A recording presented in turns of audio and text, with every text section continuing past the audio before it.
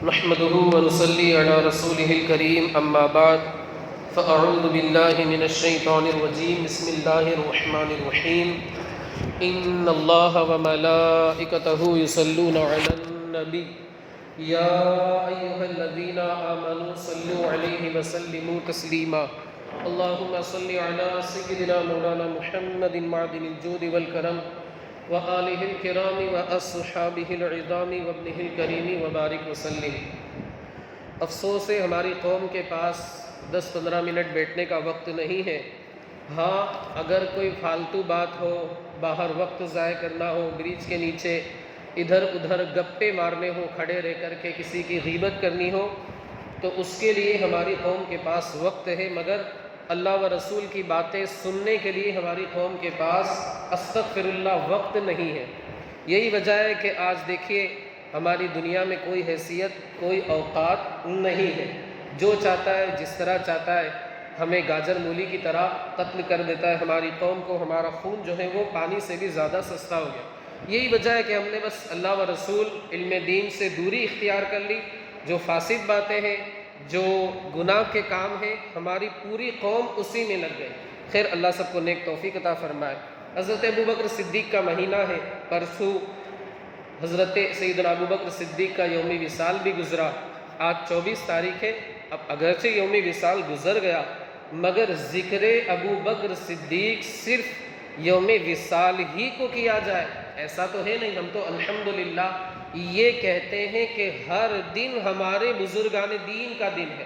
ہم ہر دن الحمدللہ بزرگوں کو یاد کرتے ہیں، ان کی یاد مناتے ہیں، ان کے تذکرے کرتے ہیں، ان کا ذکر وغیرہ کرتے ہیں۔ ایک حدیث پاک بخاری و مسلم کی متفق علیہ، اللہ کے رسول صلی اللہ علیہ وآلہ وسلم ارشاد فرماتے ہیں کہ جو بندہ جوڑا خرچ کرے گا راہ خدا میں۔ اب اس کے بارے میں بتاتا ہوں کہ جوڑے سے مراد کیا ہے۔ تو اللہ رب العزت اسے جنت کے دروازے سے بلائے گا، یہ حدیث پاک۔ اب جوڑے سے مراد کیا ہے؟ تو بعض محدثین کرام فرماتے ہیں کہ کسی بھی چیز کی 2 چیزیں دینا، جیسے بندے کو مثال کے طور پر کپڑا اگر دے رہا ہے تو ایک کپڑا نہ دے بلکہ 2 کپڑے، جسے ہم جوڑی کہتے ہیں۔ چپل اگر دے رہا ہے تو ایک جوڑی چپل نہ دے بلکہ 2 جوڑی چپل دے۔ اسی طرح اگر روٹی دے رہا ہے تو ایک روٹی نہ دے بلکہ 2 روٹی۔ یعنی یہ ضروری لازم فرض و واجب نہیں ہے، لیکن کوئی بندہ ایسا کام کر رہا ہے کہ ایک کے بجائے 2 چیز دے رہا ہے، تو اللہ رب العزت اس کے اس عمل کی بنیاد پر راضی ہو جائے گا اور اسے جنت میں داخل فرما دے۔ اسی طرح بعض محدثین کرام فرماتے کہ یہاں پر جوڑے سے مراد بار بار صدقہ کرنا ہے، یعنی جو بار بار صدقہ کرتا ہے اللہ اس سے راضی ہو جاتا ہے۔ یا پھر محدثین کرام فرماتے کہ اس سے ساری نیکیاں مراد ہے، یعنی بندہ جتنی نیکیاں کرے گا اتنا ہی وہ بندہ کامیاب ہوگا۔ اب حدیث پاک میں آگے آیا، میرے آقا مصطفیٰ کریم صلی اللہ علیہ وآلہ وسلم ارشاد فرماتے جنت کے کچھ دروازے ہیں۔ ویسے ایک حدیث پاک میں بتا بھی دیا گیا کہ جنت کے 8 دروازے ہیں۔ اب جو بندہ نمازی ہے وہ نماز والے دروازے سے پکارا جائے گا جنت کے لیے۔ جو بندہ جہاد کرنے والا ہے اس بندے کو جہاد والے دروازے سے بلایا جائے گا، پکارا جائے گا۔ اور جو بندہ صدقہ و خیرات کثرت سے کرنے والا ہے اس بندے کو صدقے والے دروازے سے بلایا جائے گا۔ اور جو بندہ روزہ رکھنے والا ہے کثرت سے، رمضان کے تو رکھتا ہی ہے مگر نوافل بھی وہ کثرت سے رکھتا رہتا ہے، تو اس بندے کو ریان نام کے ایک دروازے سے پکارا جائے۔ ریان کا مطلب ہوتا ہے خوب سیراب کرنے والا۔ یہ بندہ دنیا میں روزہ رکھتا تھا، بھوکا پیاسا رہتا تھا، اللہ اسے ایسے دروازے سے پکارے گا جو انسان کو بالکل شکم سیر کر دینے والا ہے، میٹھے پانی سے۔ حدیث پاک میں ذکر بھی ہے، قرآن مقدس میں بھی ذکر ہے کہ جنت کی جو نہر ہے وہ شہد سے زیادہ میٹھی ہے، دودھ سے زیادہ سفید ہے، یہ جنت کی نہر۔ اور آب کوثر کے بارے میں بھی یہی کہا جاتا ہے۔ تو جو بندہ یہ کام کرے گا اسے اللہ رب العزت ان دروازوں سے پکارے گا اور اسے جنت کے اندر داخل کر دے گا۔ حضرت ابوبکر صدیق وہیں پر موجود تھے۔ عرض کی یا رسول اللہ کوئی ایسا بھی بندہ ہے جسے ان سارے دروازوں سے پکارا جائے.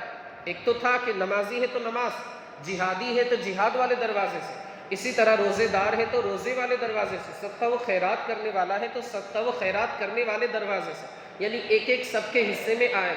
حضرت ابوبکر صدیق عرض کرتے یا حبیبی یا رسول اللہ علیک الصلاۃ والتسلیم، کیا کوئی ایسا بھی بندہ ہے جسے ان سارے دروازوں سے پکارا جائے؟ اللہ کے رسول صلی اللہ علیہ وسلم ارشاد فرماتے ہاں ابو بکر ایسا بندہ بھی موجود ہے، اور وہ بندہ کوئی اور نہیں ابو بکر صدیق. آپ ذرا سوچو تو صحیح، اللہ کے رسول صلی اللہ علیہ وآلہ وسلم نے حضرت ابو بکر صدیق کے مرتبے کو صحابہ کے ذہن میں کس طریقے سے اتارا اور بتایا کہ لوگ تو نیکیاں کرتے ہیں، دوسرے صحابہ بھی نیکیاں کرتے ہیں، لیکن یہاں پر ذکر حضرت سیدنا ابو بکر صدیق کا کیا گیا. محدثین کرام شارحین حدیث اس حدیث پاک سے استدلال کرتے ہوئے فرماتے ہیں کہ اس حدیث پاک سے ثابت ہوا کہ حضرت سیدنا ابو بکر صدیق تمام صحابہ میں افضل ہے. دوسری بھی حدیثیں موجود ہیں، جیسے مصلی امامت پر علالت کے زمانے میں جب آقا کریم صلی اللہ علیہ وآلہ وسلم بیمار تھے، اس وقت آقا کریم صلی اللہ علیہ وآلہ وسلم نے مصلی امامت پر کس کو آگے بڑھایا؟ دنیا جانتی ہے اس وقت آقا کریم نے کسی اور کو نہیں، سیدنا ابو بکر صدیق کو بڑھایا. اب مصلی اس وقت اسی کو سپرد کیا جا سکتا تھا جو سب میں لوگوں میں سب سے زیادہ افضل و اعلیٰ ہو.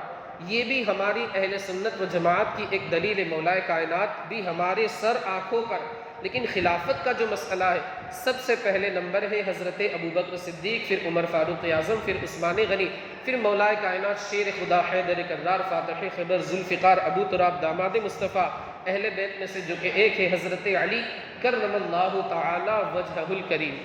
محدثین کرام یہ بھی فرماتے کہ حضرت ابوبکر صدیق نے ہجرت کی رات ایسی ایسی قربانیاں پیش کی. سب سے پہلے تو پہاڑی کے اوپر جب غار ثور کے اوپر چڑھنے کی بات آئی، اس وقت آقا کریم صلی اللہ علیہ وآلہ وسلم کو حضرت ابوبکر صدیق نے اپنے کاندھوں پر سوار کر لیا کہ کہیں آمنہ کے لال کو تکلیف نہ ہو جائے، کہیں عبداللہ کے پیارے کو کوئی اذیت، کوئی تکلیف، کوئی پریشانی نہ ہو جائے. جب کاندھے پر سوار کیا، اوپر لے گئے، غار وغیرہ کو صاف کیا. اب اللہ کے رسول صلی اللہ علیہ وآلہ وسلم کو اپنے زانوں میں سر اقدس رکھ کر کے لٹا دیا، کندھا بھی پیش کیا، زانو بھی پیش کیا. اور تیسری جو سب سے بڑی قربانی ہے، وہ جتنے بھی غار کے سوراخ تھے وہ تمام کے تمام بند کر دیے کپڑے وغیرہ کے ذریعے، لیکن ایک سوراخ رہ گیا، ایک ہول رہ گیا جس میں سانپ تھا.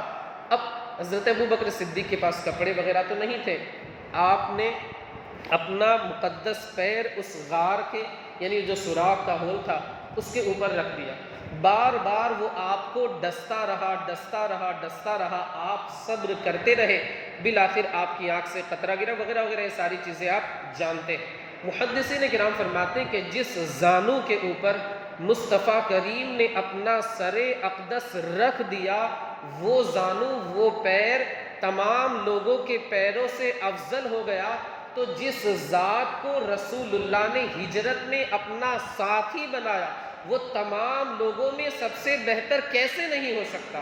یہ بھی محدثین کرام فرماتے ہیں کہ حضرت ابوبکر صدیق نے جو قربانیاں پیش کی، نہ جان کا نذرانہ، مال کا نذرانہ، اولاد کا نذرانہ، وہ کسی نے بھی پیش نہیں کیا. یہی وجہ ہے اللہ کے رسول صلی اللہ علیہ وآلہ وسلم ارشاد فرماتے تھے کہ مجھ پر کسی کا قرض نہیں ہے سوائے ابو بکر کے، جسے اللہ رب العزت قیامت کے دن عطا فرمائے، جسے اللہ رب العزت قیامت کے دن عطا فرمائے. ایک اور حدیث پاک ہے، اللہ کے رسول صلی اللہ علیہ وآلہ وسلم ایک مرتبہ تشریف فرماتے، حالانکہ آپ خوب جانتے ہیں، آپ نے پوچھا اپنے صحابہ سے کون ہے جس نے روزہ رکھا ہے آج؟ حضرت ابوبکر صدیق نے عرض کی یا رسول اللہ میں روزے سے ہوں. پھر آپ نے ارشاد فرمایا کہ کون ہے ایسا بندہ جس نے آج نماز جنازہ پڑھی، جنازے کو اٹھایا؟ حضرت ابوبکر صدیق نے عرض کی یا رسول اللہ ابو بکر نے یہ کام کیا ہے. پھر اللہ کے رسول صلی اللہ علیہ وآلہ وسلم نے پوچھا کون ہے ایسا بندہ جس نے مسکین کو پیٹ بھر کر کے کھانا کھلایا؟ حضرت ابوبکر صدیق نے عرض کی یا رسول اللہ ابو بکر نے ایک مسکین کو پیٹ بھر کر کے کھانا کھلایا۔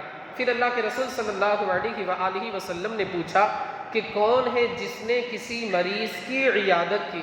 حضرت ابو بکر صدیق نے عرض کی یا رسول اللہ، ابو بکر ایک مریض کی عیادت کر کے آ رہا ہے۔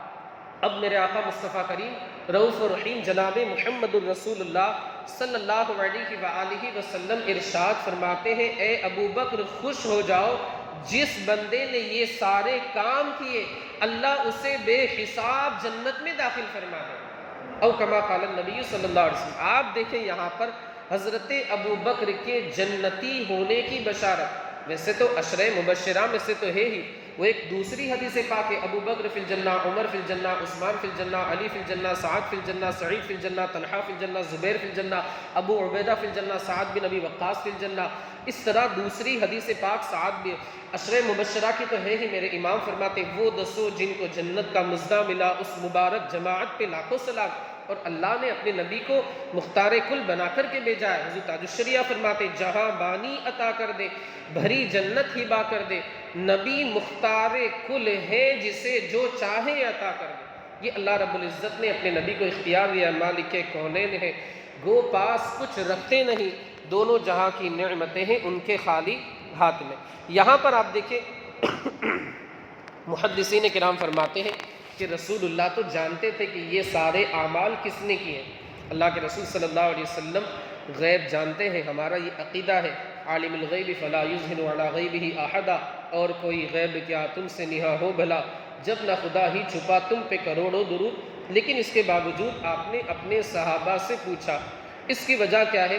محدثین کرام فرماتے ویسے تو قرآن مقدس سے رسول اللہ کا علم غیب کا جاننے والا ہونا ثابت، قرآن کہتا ہے انا ارسلنا الیکم رسولا شاہدا علیکم، میں نے آپ کی جانب ایک ایسا رسول بھیجا جو تمہاری باتوں کو جانتا ہے، تمہارے اوپر گواہ ہے۔ اب ظاہر سی بات ہے، کوئی انسان گواہی کب دے گا؟ جب اس نے دیکھا ہوگا تبھی تو وہ گواہی دے گا۔ اس بنیاد پر رسول اللہ کو گواہ بنایا گیا، کیونکہ رسول اللہ اپنی امت کے اعمال کو جانتے ہیں، ان اعمال کو دیکھ رہے ہیں، ملاحظہ فرما رہے ہیں، چاہے وہ سامنے ہو یا پیٹھ کے پیچھے ہو۔ بلا شبہ پیٹھ کے پیچھے کا جو عمل ہے اسے بھی آپ اسی طرح ملاحظہ فرماتے جس طرح آپ ماتھے کی آنکھوں سے سامنے دیکھتے ہیں۔ اب آپ جب ان حالات کو دیکھیں گے تبھی تو گواہی دیں گے، کیونکہ گواہی ظاہر سی بات ہے اس وقت ہوتی ہے جب ہم دیکھیں، اس کے بعد گواہی دیں۔ اس وجہ سے اللہ رب العزت نے اپنے نبی کو شاہد بنایا، یعنی آپ اپنی امت کے احوال کو جانتے، حاضر و ناظر ہیں۔ یہاں پر رسول اللہ نے اس کے باوجود کیوں ارشاد فرمایا اے ابو بکر، یا پھر اپنے صحابہ سے پوچھا کس نے نماز جنازہ پڑھی، کون عیادت کر کے آیا، اور کس نے روزہ رکھا، کس نے صدقہ کیا، وغیرہ وغیرہ، یہ ساری چیزیں جاننے کے باوجود آپ نے کیوں کہی، کیوں ارشاد فرمائی؟ محدثین کرام فرماتے ہیں کہ رسول اللہ حضرت ابو بکر صدیق کا مرتبہ صحابہ کو بتانا چاہتے تھے۔ وہ ایک فضیلت تو تھی، 10 لوگوں میں ابو بکر ہے، مگر یہاں پر اس حدیث پاک میں الگ سے ذکر کر کے بتایا کہ وہ 10 تو افضل ہے ہی، عشرہ مبشرہ میں سے ہے ہی، مگر ان 10 میں بھی جو سب سے افضل ہے وہ ابو بکر صدیق ہے۔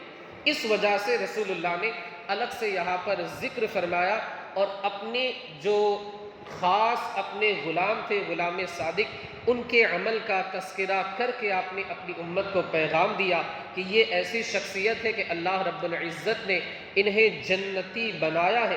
اب رسول اللہ نے یہاں پر جو ارشاد فرمایا حضرت ابوبکر صدیق کا نام لے کر کے، تو ہم پر لازم ہے، اس سے ہمیں یہ سبق ملتا ہے، سمجھ ملتی ہے، تعلیم ملتی ہے کہ ہم بھی جس طرح رسول اللہ نے حضرت ابوبکر صدیق کی حوصلہ افزائی کی، اسی طرح ہم بھی حضرت ابوبکر صدیق رضی اللہ تعالیٰ عنہ کی اتباع کر کے، پیروی کر کے، ان کے نقش قدم پر چلتے ہوئے ہم بھی اپنی زندگی کے شب و روز گزاریں، ان کا ادب کریں، احترام کریں، اور اگر ایسی کوئی بات ہے تو ہم اس کی عبادت کا چرچا کریں۔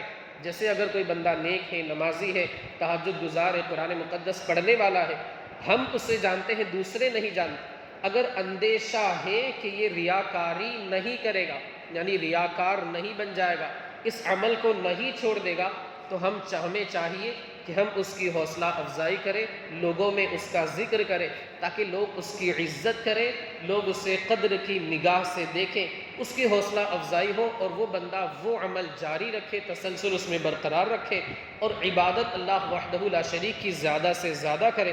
لیکن اگر اندیشہ ہے کہ یہ بندہ ریاکار بن جائے گا، اس بندے کے دل میں یہ نیت آ جائے گی کہ ارے میرے تو چرچے ہوتے ہیں، میں تو بہت بڑا علامہ بن گیا، میں تو بہت بڑا عبادت گزار بن گیا، بہت بڑا عابد بن گیا، بہت بڑا تہجد گزار بن گیا، لوگوں میں چرچے ہیں، بالکل جلوہ بنا رہتا ہے، جہاں جاتا ہوں لوگ ہاتھ چومتے، راستہ خالی کر دیتے۔ تو اگر یہ اندیشہ ہے تو پھر اس طریقے سے لوگوں میں اس کی عبادت کا چرچا، اس کی عبادت کا تذکرہ، اس کی عبادت کا ذکر کرنے کی ہمیں ضرورت نہیں ہے۔ مولا عز و جل ہمیں آپ کو اور ساری دنیا کے خوش عقیدہ مسلمانوں کو حضرت سیدنا ابو بکر صدیق کے فیوز و برکات سے مالا مال فرمائے۔ حضرت ابو بکر صدیق کا عشق محمدی جو تھا اس کا ہمیں مولا عز و جل صدقہ عطا فرمائے۔ مولا جو کچھ بھی بیان ہوا اس کے بیان کرنے میں مجھ سے جو بھی غلطی لغزش خطا خامی ہوئی ہو، اپنے حبیب کے صدقے میں اسے معاف فرما۔ مولا اس کی برکتوں سے ہمیں مالا مال فرما۔ مولا عز و جل حضرت ابو بکر صدیق کے فیضان سے ہمیں مالا مال فرما۔ مولا ان کے صدقے میں ہماری بے حساب مغفرت فرما، ہماری تمام نیک جائز مرادوں کو پورا فرما۔ ہمارے ان بھائیوں نے شرکت کی، مولا انہیں اپنی شان کے مطابق اجر و ثواب عطا فرما۔ ان کی کمائی میں، کاروبار میں، تجارت میں، رزق حلال میں خوب سے خوب تر برکتیں عطا فرما۔ ہمارے ان بھائیوں کو پورے گھر والوں کے ساتھ بار بار حج بیت اللہ کی سعادتیں عطا فرما۔ وصلی اللہ تعالی علی خیر خلقہ ونور عرشہ سیدنا مولانا محمد وعلی آلہ واصحابہ اجمعین برحمتک یا ارحم الراحمین۔